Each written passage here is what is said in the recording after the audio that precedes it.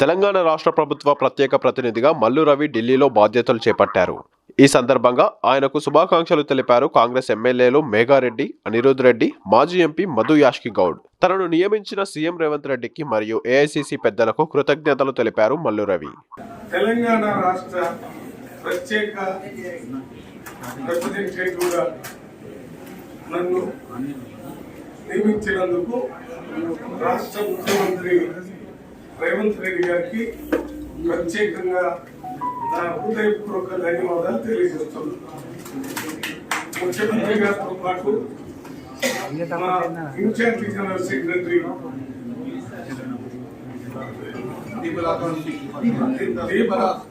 దాస్ మున్షీ గారికి కూడా ప్రత్యేకంగా ధన్యవాదాలు.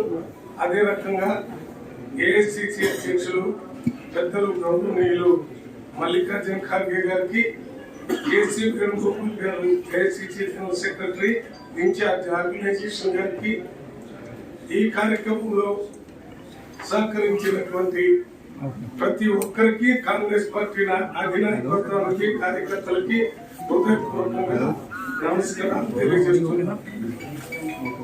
గత 10 సంవత్సరాల నుంచి కాంగ్రెస్ పార్టీ తెలంగాణ రాష్ట్రంలో అధికారంలో లేదు. 10 సంవత్సరాల నుంచి మన తెలంగాణ రాష్ట్రం ఏర్పడ్డ సందర్భంలో కేంద్ర ప్రభుత్వం ఇచ్చినటువంటి హామీలు చాలా వరకు పెండింగ్ లో ఉన్నాయి. వాటితో పాటు డిఫెన్స్ మిలిటరీలో చాలా సమస్యలు, ఫ్లైఓవర్లు డిఫెన్స్ ఏరియాలో వేయడానికి కావాల్సిన దాని మీద, అదే రకంగా ఒక సైనిక్ స్కూల్ని కంటోన్మెంట్ ఏరియాలో పెట్టాలంటే దానికి సంబంధించిన భూమి మీద రాష్ట్రం కేంద్రం రెండు కలిసికట్టుగా పనిచేసి హైదరాబాద్ నగర అభివృద్ధికి ఉపయోగపడేటటువంటి స్కీములు చాలా డిఫెన్స్ మినిస్టర్ దగ్గర ఉన్నాయి. వాటిని కూడా మొన్ననే ముఖ్యమంత్రి గారు ప్రమాణ స్వీకారం చేసిన కొన్ని రోజుల్లోనే ముఖ్యమంత్రి గారు, ఉప ముఖ్యమంత్రి